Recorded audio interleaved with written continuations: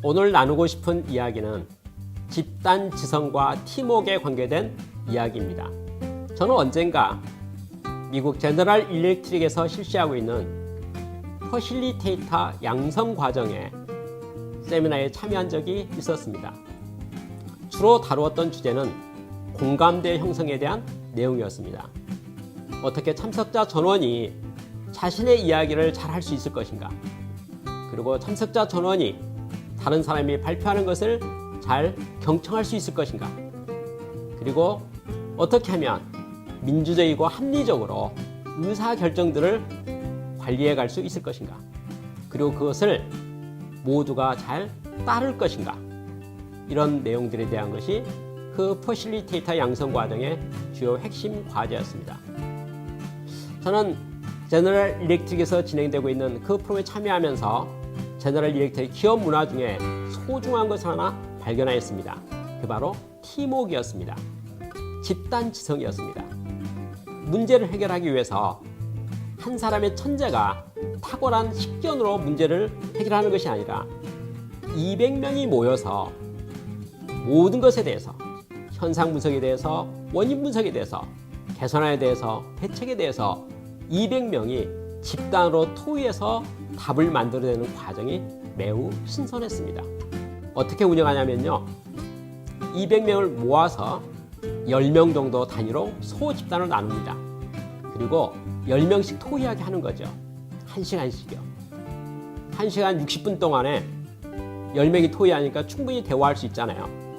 대화가 끝나고 나면 각 소그룹의 발표자 한 명씩이 앞에 나와서 자기 조에서 설명했던 내용들, 나누었던 내용들에 대해서 전원에게 200명이 모인 그 자리에서 공유합니다. 공유가 다 끝나고 나면 200명 전원이 나와서 투표를 해요. 다시 말해서 각 조에서 말했던 그 모든 안건과 내용들에 대해서요, 200명이 중지를 모으는 것입니다.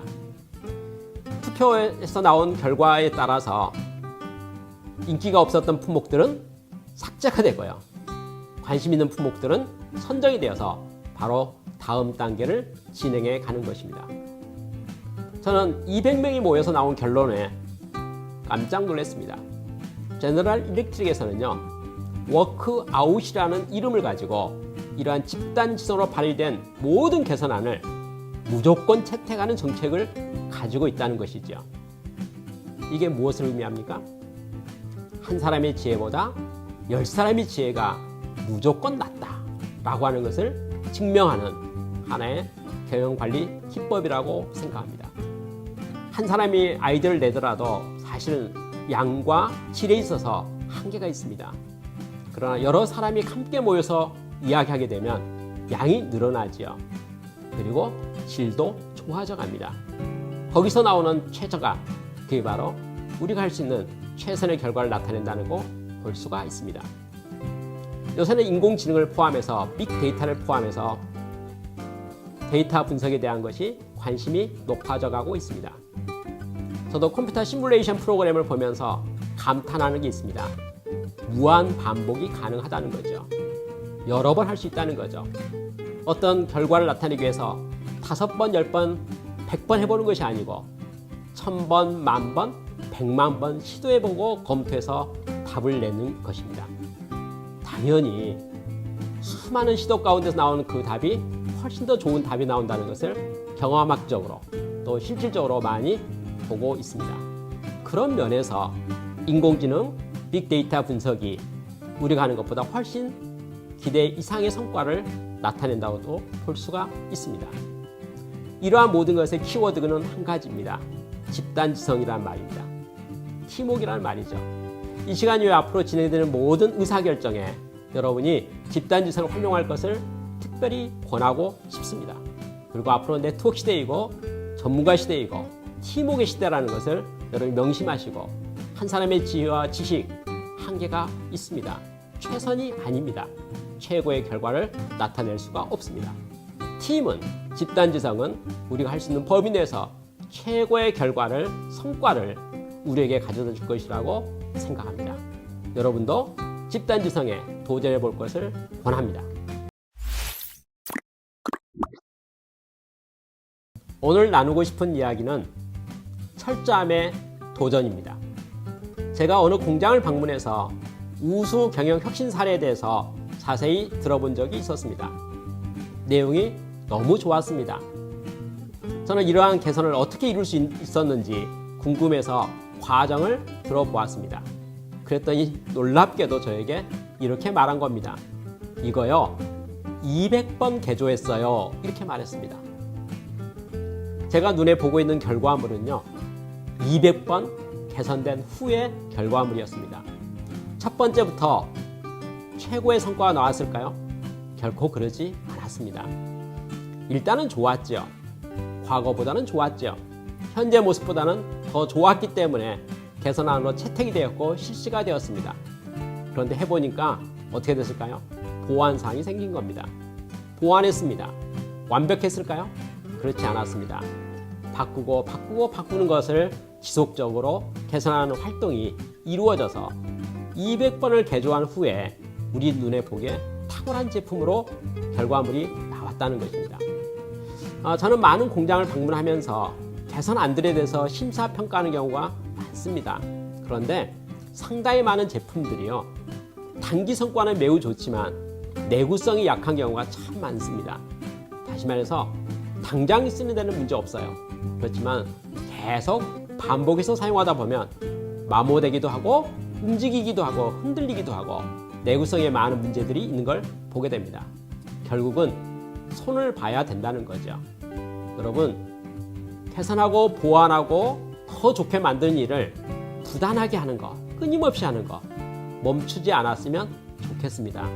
이것을 철저함의 도전이라고 표현하고 싶습니다. 한 번에 이루어지지 않습니다.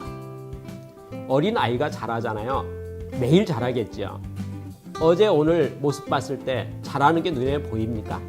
보이지 않아요. 그렇죠. 차이가 거의 안 나잖아요. 어린아이가 자라는 거 사실은 한 번씩 자라는 게 아닙니다. 꾸준히 자라고요. 매일 자라고요. 항상 자라는 거거든요. 가끔 한 번씩 보면 그 모습이 달라 보이는 거죠. 저는 어느 회사에 컨설팅을 하면서 3정 OS, 정리정돈 청소 청결 습관에 대한 아주 공장으로의 기본에 대한 것을 오랫동안 지도한 적이 있었습니다. 매일 강조했어요.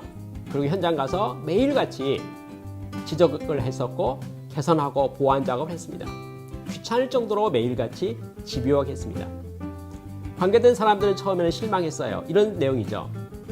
아니, 뭐 할 게 더 있다고, 똑같지 않습니까? 어제나 오늘 똑같은데 그거 한 대에서 얼마나 바뀝니까? 바뀐 것 같아 보이지도 않는데요. 이러한 저항이 현장에 있었습니다. 그런데 몇 달이 지나고 나서 이야기입니다. 그 회사의 고객 측에서 공장 심사 때문에 와서 보고는 깜짝 놀란 평가를 하게 된 겁니다. 뭐라고 평가한 줄 아세요? 지난번에는 일반 공장이었는데요. 이번 보니까 세계 최고의 공장이네요. 이런 평가를 하는 겁니다. 저희가 많이 놀랬죠.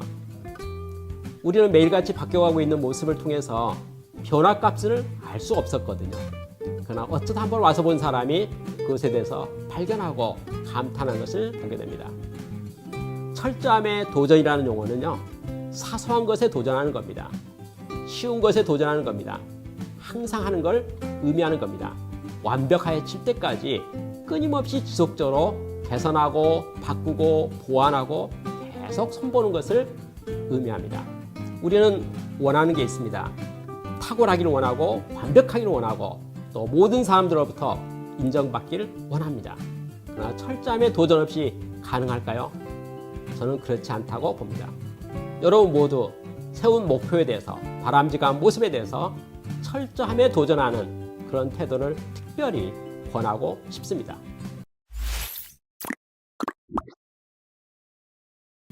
오늘 다룰 주제는 쉬운 것을 철저히 하자는 내용입니다. 제가 어느 개선을 많이 한다는 회사를 방문했을 때 본 내용입니다. 그 회사는 종업원 수가 한 140명 정도 되는 중소기업이었습니다. 현장을 가다 보니까 게시판에 이달의 개선 현황이라는 자료가 있었습니다. 종업원의 이름이 적어져 있었고요. 그리고 그 옆에 숫자가 적어져 있었습니다. 이달의 개선 완료 건수였습니다. 저는 그 숫자를 보면서 숫자가 매우 많다 하는 것에 감탄했습니다. 1등은요 100건이 넘었고요. 꼴등 140명 중에 140등 한 사람의 숫자가 20건이었기 때문에 그랬습니다.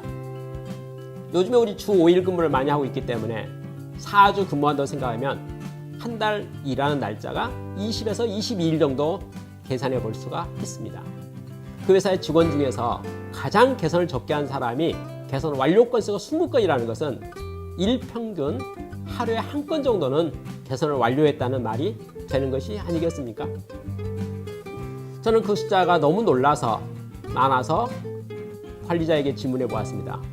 이달은 특별 개선 강조의 달이었습니까? 이렇게 질문했습니다. 그랬더니 빙긋 웃으면서 이렇게 말하는 겁니다. 아니요. 저희 회사 개선 많이 해요. 습관이 됐습니다. 체질이 됐습니다. 우리는 개선하기 위해서 출근하는 것 같은 분위기로 일하고 있습니다.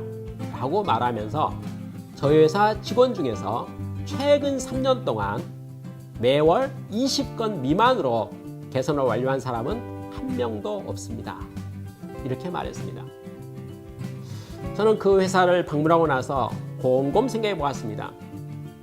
혁신의 성과라고 하는 것은요, 완료 건수하고 비례한다는 것을 생각해 보게 되었기 때문에 그렇습니다. 철저함에 도전한다는 것, 쉬운 것을 많이 하는 걸 말하는 겁니다.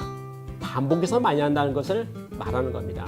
누구나 할 수 있는 것을 계속 자주 한다는 것을 의미합니다.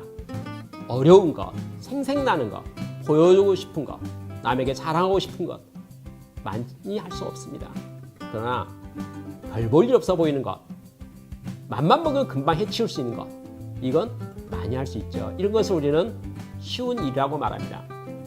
저는 어느 공장에 혁신 활동을 지도하기 위해 방문한 적이 있었습니다. 일주일 지도를 요청받았어요. 저는 월요일 아침에 그 관계된 현장의 리더들에게 현장에 가서 낭비를 발견해 보도록 교육을 했습니다. 그들은 수준이 높았기 때문에 많은 낭비 리스트를 적어왔습니다. 같이 검토해 보았어요. 그건 반드시 개선돼야 될 내용들이라고 보았습니다. 저는 그래서 월요일 오후부터 시간을 2시간씩 끊어서 개선해 보도록 했습니다. 실천해 보도록 했습니다. 그리고 2시간 후에 모여서 점검해 보았어요. 얼마 했는지, 몇 건 했는지, 어떻게 했는지. 별로 개선 완료 건수가 드러나지 않았습니다. 쉽지 않았기 때문에 그랬죠.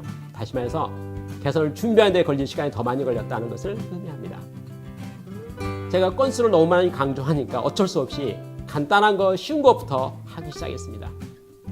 첫날 2시간 동안의 개선 완료 건수 한두 건 있었습니다. 그런데 화요일 날 듣더니 서너 건, 5, 6건으로 늘기 시작했어요. 수요일 날은 더 늘었습니다. 목요일도 더 늘었습니다. 금요일 많이 늘었습니다. 마지막 날이 되었을 때 2시간 동안에 이 30건씩을 개선한 것을 보게 되었습니다. 개선은요, 기능이에요. 훈련입니다. 많이 해보면 더 잘하게 됩니다. 일주일의 지도를 마치고 나서 소감 발표 시간이 되었는데 모두가 아주 크고 강한 목소리로 자신감 있게 말하는 것을 듣고 깜짝 놀랐습니다. 무슨 말이냐면요, 개선이 쉽다는 겁니다. 혁신이 쉽다는 거예요. 할 수 있겠다는 겁니다. 바로 할 수 있겠다는 겁니다. 사실 일주일 동안의 개선이라는 것, 제가 계속 건수만 강조했기 때문에 쉬운 것만 했어요. 간단한 것만 했어요. 바로 할 수 있는 것만 했거든요. 바로 치울 수 있는 것만 했습니다. 그런데 모아지고 축적이 되고 나니 사람을 바꿔버립니다. 생각을 바꿔버립니다. 자신감을 일으키는 것을 볼 수가 있습니다. 여러분, 경쟁력이 무엇인 줄 아십니까? 쉬운 것을 철저하게 하는 것입니다. 마땅히 잘해야 될 것, back to the basic, 기본을 잘하는 것입니다. 여러분, 내실 경영하기를 원한다면, 또 미래를 위해서 탄탄한 기초를 다지기를 원한다면 쉬운 것을 철저하게 도전할 것을 권해드립니다. 감사합니다.